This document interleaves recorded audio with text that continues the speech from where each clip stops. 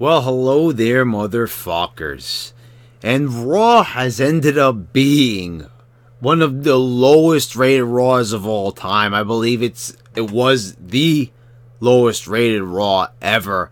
Where I don't think they even cracked like 2 million people, or if they did, it was like in the very early 2 millions. Pathetic show. Justly due. I don't know why it took so long for people to realize that. Maybe, like I said, it's the real lack of star power now. I mean, not like there was a ton of stars before, but anybody that could have been considered a star is now kind of on the shelf temporarily. You know, we've got football season in full effect. You know, I heard it was a good game, so most people were tuning into that. So, you know, they were fucked on Monday. But maybe, just maybe, did they maybe bring it all together for this SmackDown? Do you think? Okay, no one believes that for a moment. You know, I could try to build suspense so you'll watch the rest of the review all the way through, but you're not going to believe that for one moment because there's just no hope. I'm sorry, you know, it's just, at this stage in the game, I've already said this in the past so many times, are we really going to sit there and say, oh, gee, I hope it gets better? I'm good. You know, we've been doing that for a while. You know, I did that for quite some time. Like I said, half the reason that, you know, people get it twisted. The reason why I'm watching this, the reason why I'm doing these reviews is because of you guys. It doesn't matter if I make a truckload of money on YouTube. It doesn't matter. You know what I'm saying? I watch the show, I skim the show, I give my thoughts. I'm not really spending a whole lot of time on this.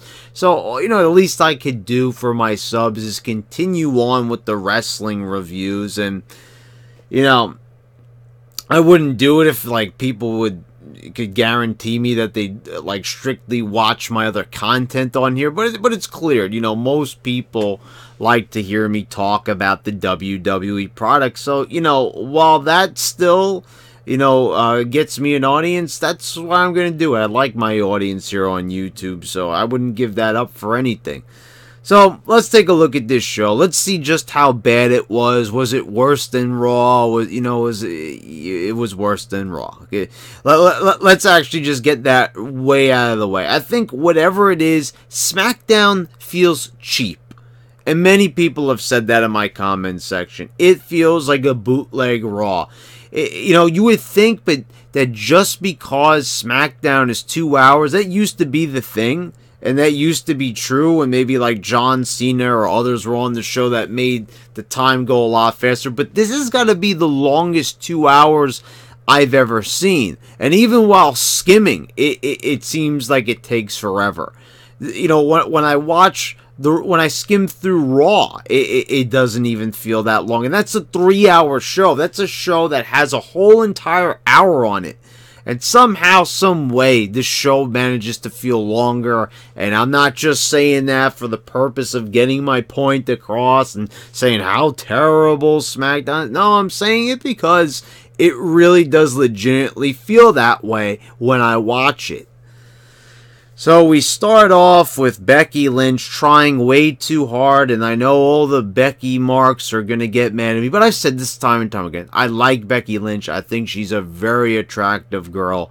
I think she's got a great look for the business. I think she's great in the ring. But the thing is, it's like the comparisons to Stone Cold Steve Austin. Okay, that might have worn off. We'll be realistic here. That's kind of worn off over time. Not as many people are saying that she's like Stone Cold. I think most people have gotten past that comparison when they found out that it didn't really hold any water. You know, and I know Stone Cold kind of agreed with the badass thing, but I don't even think he wholeheartedly believes that. You know, he probably looks at it like, shit, I was doing so much better than her. But whatever the case may be, I just feel she takes it. You know, she's trying. You got to give the girl some credit. we all talk about people not putting in enough effort, not getting what the business is all about, not understanding what it takes. We talk about Xavier Woods just, thinking like, oh, everything is just sunshine and rainbows and everybody just loves this product and no one's going to criticize it. And like I said, the guy would not last 2 seconds in the 1990s locker room. And, Becky Lynch is like trying to be a badass, but it's like you shouldn't, if you're really a badass, do you really need to try that hard? You know what I mean? Did anybody who was ever a badass in wrestling, did they ever really need to try that hard? Did the Road Warriors have to try to be tough? Did Stone Cold have to try to be tough? Now, certain women didn't have to try to be tough, like Beth Phoenix. She looked tough. Chyna, for example, she looked tough. Even Jacqueline, you looked at her and she just looked tough. You knew that these girls were ass kickers. They looked like badasses. You look at Becky Lynch, and I'm sorry. It's just like, Nia Jax could start to be, perceived as being sort of a tough girl. But like I said, she's very attractive. So, it's kind of like when you looked at Awesome Kong, she wasn't attractive at all. So it's like you look at her and you're like, oh, wow, she really looks like she could do some damage. So that kind of hurts. Tamina's got the badass thing going on. But, Becky Lynch, this is the only one they've really invested any time in trying to make her a badass. And it's nice that they want to take the time and effort. But once again, it's misplaced. It's done all wrong. I guess the fans kind of were getting sick of the norm, and that's maybe why they started rallying behind Becky. Well, I don't know why it was, let's shit on Ronda, let's shit on Charlotte, but let's just cheer for Becky. I don't get it. If you try to analyze the way Smarks analyzed this, you could be there all day because you're dealing with ineptness up here. So, there's no point in even trying to figure that out. But they like Becky Lynch. They cheer for Becky Lynch. They give everybody a hard time, whatever the case may be. I don't know. I guess they were having, kind of a conflict here because Asuka was in there as well. And Asuka's someone I feel sorry for. They have Charlotte in there. She's saying, didn't I end your streak and everything? And it's just like they shoehorned Asuka in here. And I know why she's in there. It's going to be because she's going to be the buffer here. Watch for her, like I said last week, to take most of the bumps because I don't think Becky Lynch is really in any condition to be snapping her head off of tables and ladders and shit. When the girl is just recovering from a pretty bad concussion. It was pretty bad, and I don't know, if she goes in there and she takes the big bumps at TLC, I'm going to have to do more than just roll my eyes. I'm going to say that this fucking company doesn't give two shits about her. Just even remotely putting her in this match, just that idea, the fact that they're putting her in there this close to it happening, it just kind of shows complete neglect on their part. Like, it's like they act like they didn't have a concussion lawsuit just mere months ago. And here they are, like, kind of gloating about it. Oh, Nia's the face breaker. I mean, gloating over the fact that she gave her, and they're saying a serious concussion. I mean, anyway, they're out there. It's just like it's a joke, basically, to them, these promos. You notice, like, they have everyone just talking over one another. There's no poise. There's no style to it. Becky is calling them dopes. Like, I might call people dopes in reviews, but I'm just a simple reviewer on YouTube. We're talking about a nationally broadcast. Oh, I'm sorry, you're not supposed to say national. You're supposed to say global, right? Isn't that what that list said at Survivor Series that WWE accidentally leaked out? Right? It's supposed to say global, right? Not that it's broadcast nationally. Because it's more than just national, it's global, whatever the case may be. But it's like the script and the wording and the verbiage is so terrible and just, you guys are two dopes. I mean, like, who even says that? Like, you're talking about, like, if you're gonna, like, insult people, would you really say that? I guess it's PG, but isn't there other PG insults that you could use besides dopes? I don't recall anybody in recent memory saying dopes in real life. Can you think of anyone recently calling anybody dopes? So this brings out Sonya Deville and Mandy Rose, and, you know, they've got a problem continuing from last week, and, well, they have a match here. And guess what? Mandy Rose and Sonya Deville end up winning. They beat Charlotte and Asuka, the challengers for the women's title. They're going to be facing Becky, and, you know, are these girls going to be in it? You know, is Sonya and Mandy, are they going to be in a TLC match? No. So why are they getting the heat? Why are they getting the heat by getting the win here? Oh, another classic miscommunication. Like, we didn't see that, like, the past couple of months, right? Miscommunication, right? Wasn't that Daniel Bryan and AJ Styles? Wasn't that Bobby Lashley and Roman Reigns? Miscommunication. It ended in a loss. I mean, you know, like, come on. Copy and paste from month to month with the same deal. And, like, you know, could maybe, at least if they're going to have them lose, maybe have Becky come out and cause a distraction, or she's the badass, right? So maybe shouldn't she come out and do something physical to one of them? Maybe, you know, grab one of the girls by the legs and start beating on them for the things that they said before in the promo? Nope, just a simple loss. You know, Mandy Rose, like, so you've got Mandy Rose, who's just like the model chick, and Sonya, who's hanging out with her for, like, does anybody get that pairing?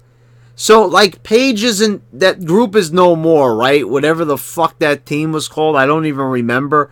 You know, Paige is out of it. They still keep Sonya and Mandy. They tease them breaking apart. Then they said, oh no, they pumped the brakes on that. Say, no, let's keep them together. Okay, you know, I don't get it. Like, you know, let's break up Heath Slater and Rhino. Let's break up this team. Oh no, let's put them back together. Hey, let's break up Sasha Banks and Bayley. Well, you know what? On second thought, let's keep them together. It's like, can they make up their minds what they want to do? Oh, break them up. We'll put them back together. Like, you know, choose one and stick with it. Like, you know, you can't just break people up and then just put them back together. It reminds me of the primetime players.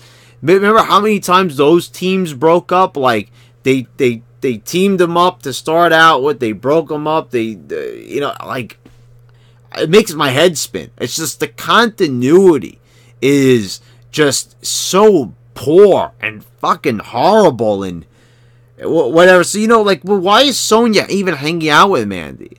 Sonya's obviously not the model type. She's supposed to be the ass-kicking type. She's the one with the MMA training. There's so much potential in a Sonya Deville. And you might be, what are you complaining about? Right? Sonya got a win here, technically. You know, that's not how, wow, a win, right? Even Jinder Mahal got a win on Raw 2 weeks ago, and there he was losing again. So, like, these wins, it doesn't mean anything. How winning a match, I think we all see that doesn't amount to much. It doesn't really mean anything like it did back in the day. Because you're a winner one week and you're a loser the very next week, the way how it is, right? It's 50-50 booking. Nobody wins. Nobody gains anything. They all say the same. We're not interested in building stars, right? You know, just whatever, basically. Then we've got Jey Uso defeats Cesaro and Xavier Woods in a triple threat match, just because, I don't know, they're going to have some triple threat tag match, I guess. You know, and Cesaro with this ridiculous spot. Cesaro has Xavier Woods on his back. By the way, Xavier Woods, this was a fucking 5-star match. I even saw Wade Keller even getting in on the fun. And, I got to give credit to Keller, as much shit as I give him. Thank God he had a sense of humor about it, at least. But, hey, Xavier Woods, your match was 5 stars there, buddy. Wouldn't want to complain about it or say anything bad about it because, wrestling is great. It's fantastic. It's just incredible stuff. I mean, everything you do in the ring is just, the way you hung on Cesaro's back as he spun around the Uso brother. I mean, that was just great stuff. I mean, that's just perfect realism right there. Of course, when somebody is spinning around, you're just going to hang on to that person's back, like, even though you could let go at any time, he's not holding you in place or anything because, kind of both his arms are full. So, you could slide off his back at any time. But by all means, just kind of stay on his back, not on his shoulders, but like on his back, like in a Samoan drop position. By all means, just stay there because, you're a genius. Everything you do is just so logical, Xavier. I mean, come on, you got a PhD. Well, so we can't say anything to you. I'm really surprised with all the pretentiousness going on with Xavier Woods and his little interview with that Filipino newspaper. You think maybe he would have thrown that out? Well, what I say about wrestling, that makes me the authority because I have a PhD. So, of course, whatever the guy says is like fucking law. It's like biblical because, Xavier Woods said it. And he's got a PhD, so, we all got to just shut up and listen to him. I mean, like, surprised he didn't use that line. See, it's like, Xavier, you could have did better. You could have sold that a little bit better. But, oh my God, what are you talking about? This, he's hanging on his back, and Byron Sex Addict is, screaming about, this has got to be one of the greatest things I've ever seen. And the way how he says it, he said it like he doesn't even believe it. So why say it? He's like, this has got to be one of the greatest things I've ever seen. That's more how he said it. Like, wow. If there ever was somebody saying that was actually in reality seeing one of the most dumbest things they ever saw, something that wasn't the greatest thing or furthest from the greatest thing they ever saw, it would have been Byron Sex Addict looking at this stupid fucking move that all 3 guys are involved in. This is what it's all about, doing these clownish, you might as well go watch, Circus du Soleil or whatever the hell it's called, that French circus with all the acrobatics, because half of this shit looks so fucking dumb. Seth Rollins diving through the ropes 3 times in a row and the person's just standing there like an idiot to catch him. I'm looking at like Jinder Mahal and Finn Balor on Raw, and I didn't even mention this, but because I say it like almost every week. Jinder is like getting up and he has to wait as Balor, hits his off-time jump like, oh, wow, just waiting on the outside for Balor to fall on top of him. It's like, does anybody really watch these moves and say, like, really, like, legitimately say, like, these moves look great? Because they really don't. The only person where these moves look great was when RVD was doing them and Rey Mysterio. Because people always say that to me. They're like, you always put over, like, Rey Mysterio all the time, and you put, RVD over, and yet, like, you're giving shit to Seth Rollins, and they're doing the same. No, they're not doing the same thing.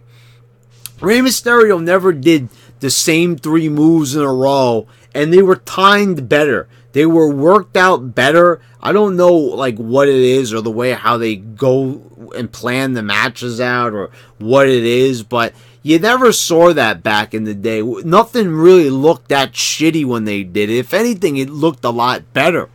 And RVD, when he would go off the top rope with the 5-star, he'd sell the impact of the move. So there's no comparison. Seth Rollins is diving out of the ring like an idiot.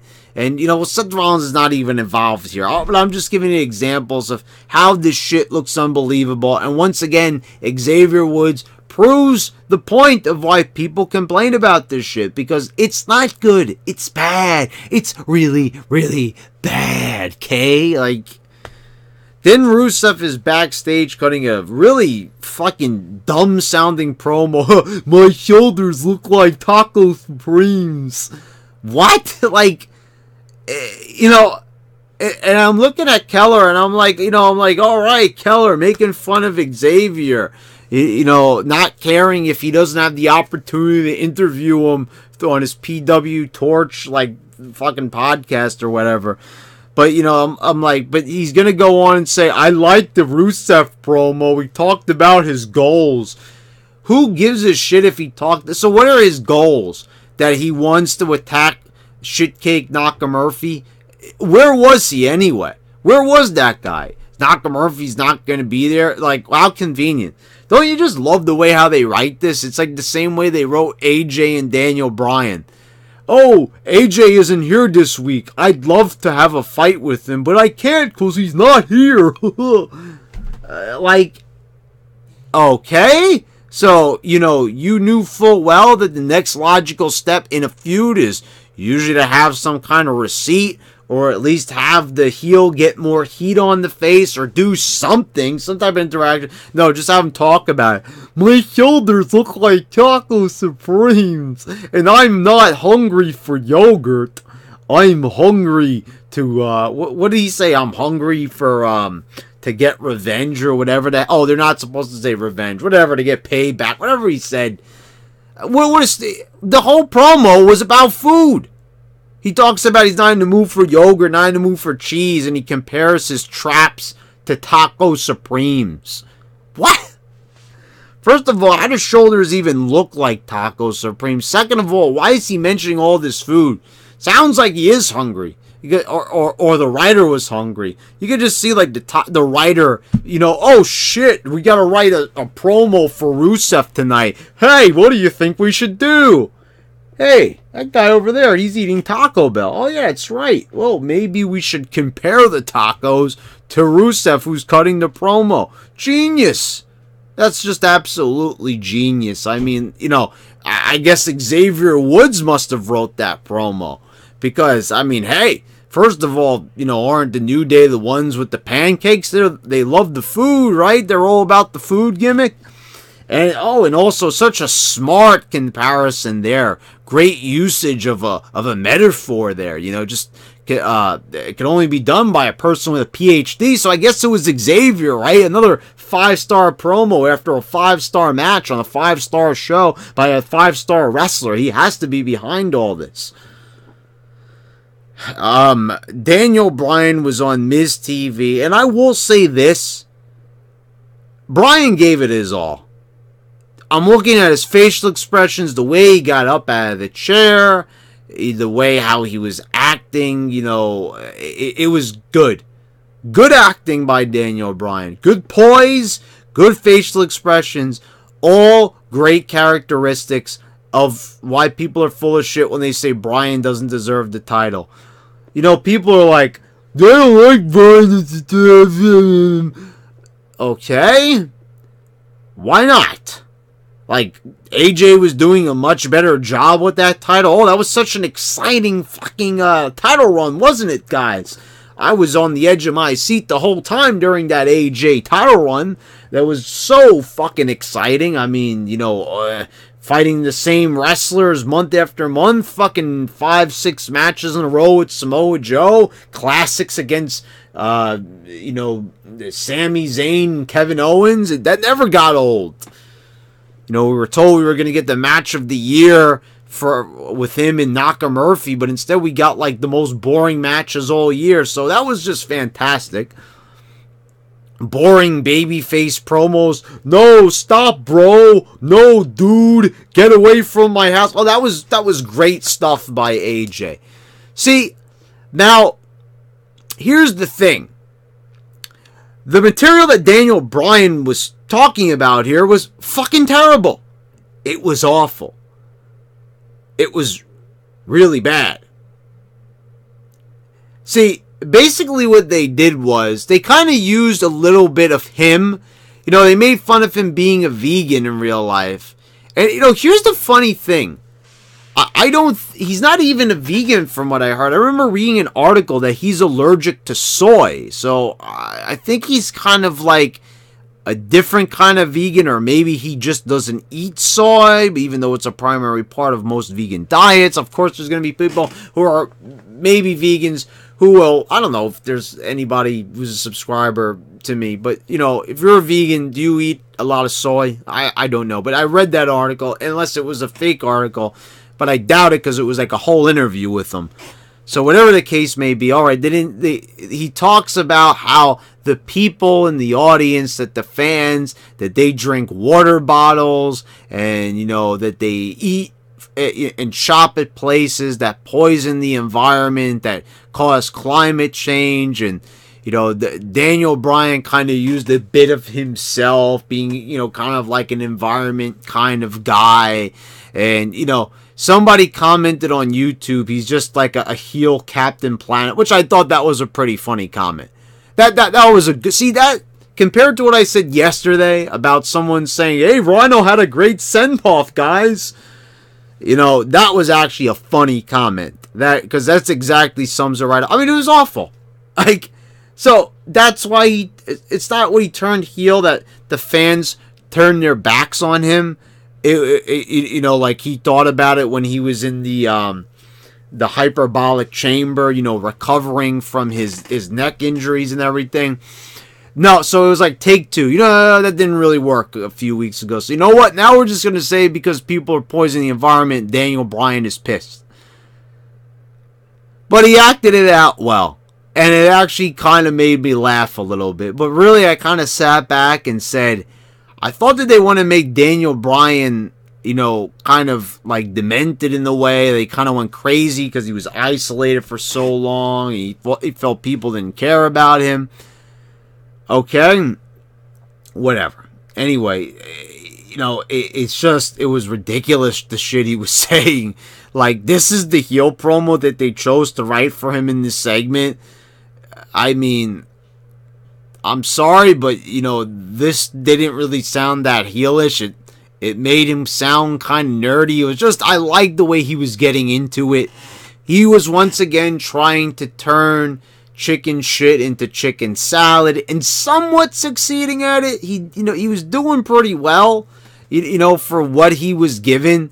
He did a much better job than Dean Ambrose. I think maybe they might have given Daniel Bryan a bit more to work at, because when he's screaming at people for poisoning the environment, at least it's actually coming from the heart. It's something he's passionate about. And I feel like when he said that, you know, he kind of meant it in a way. It sounds ridiculous in the context of a wrestling heel promo, but it actually came from the heart, and that's probably why it was effective like it was. You know, and then he gets into this whole thing where he starts saying fickle to the crowd, like calling them fickle and repeating it. Okay, when he made fun of them saying what, that was good. It's been done before, but, you know, Bryan said it kind of with the smirk on his face. It worked. He's really improved on the mic over the years. I mean, I've seen him do some decent mic work in Ring of Honor, even if he's given the chance. But he's improved over the years, and his facial expressions have gotten really good, and he's gotten poise, and he knows what he's doing in there. He knows what he's doing a lot more than some of the others in there. Like I said, I think Bryan is kind of, you know, AJ, like, I've see it now. He needs to be a heel in order to cut a good promo. It's not possible for him to really be able to cut a good, face promo. Unless probably he has, like, tremendous coaching and everything. But, you know, I could clearly see it, you know, even in TNA, you know, even though he wasn't really good as, like, either he just wasn't good on the mic that much in TNA. He always seemed to work better as a heel, came across better as a heel. Face, Bryan's got it down pat, and I think the heel thing he does too. They just got to give him better material. That's all it is. They just got to, you know, and the fickle thing, I don't know where they got that from, but again, it's like dopes. Who says fickle anymore? You know, it means that the people are confused. They don't know what they're talking about. They're ignorant. We all get that. We all have a Webster. But, you know, I'm saying it's just like, it's not really working. And then, you know, Miz asked him, you know, did his change, did it have anything to do with him? And then he goes, yes, then no, yes, no. And he goes, it doesn't matter. And whatever, you know, AJ comes out, to get revenge, and The Miz hits the skull-crushing finale. We move on. There was Samoa Joe popped up on the Titantron during Randy Orton and Jeff's match. Like, how many times are they going to do this match? Orton and Jeff. It was weird because it was like, remember when they had the Hell in the Cell match? They never really kind of talked about that, you know, like, or went back to that ever. You remember when he moved out of the way and he went crashing to the table? They just took a couple of weeks off. Jeff returned. Not a word said about it. So Samoa Joe talks about, like, vices. He says about, 14, beers could land you in jail. It's one thing to have, like, 1 or 2 beers out with the boys, but, he's kind of, trying to take a shot at Jeff and his vices and everything. And I'm like, talk about vices. Joe, you're fucking fat, bro. I mean, you know what I'm talking about? I'm like, you want to talk about a vice? You want to talk about having poor self-control? Samoa Joe is fat. He's fatter than he's ever been. He's fatter than he was in TNA. He is FAT. He's a fat boy. Okay? The guy's not in shape. He's a professional wrestler. He refuses to get in shape. He once was in shape. If you look him up when he was in Japan, he was in actually pretty good shape. So Samoa Joe has gotten very lazy. He's fat. But they were going to use him here in this segment to talk about the vices. And I know he did this like last week too during the Jeff Hardy Appreciation Night. Isn't it also funny that anyone even think about that? Last week it was Jeff Hardy Appreciation Night. It was an anniversary, 20th anniversary, Jeff Hardy. And then they followed up with Drew McIntyre Appreciation Night. We're just appreciating all the wrestlers. Maybe next week we'll have Heath Slater Appreciation Night. Maybe we'll have, who's the guy who's the perfect 10? Maybe we'll have an appreciation night for him. Everyone gets an appreciation night, right? Everybody gets a participation trophy. Whatever the case may be. Joe is talking about vices, and meanwhile, this guy is stuffing his fucking face after every show. And you're talking about, oh, Jeff Hardy better watch him in his self-control. Like, Jeff seems just fine for the time being, but I'm looking at you, and you look like you need a little bit of self-control, Joe. I'm just saying.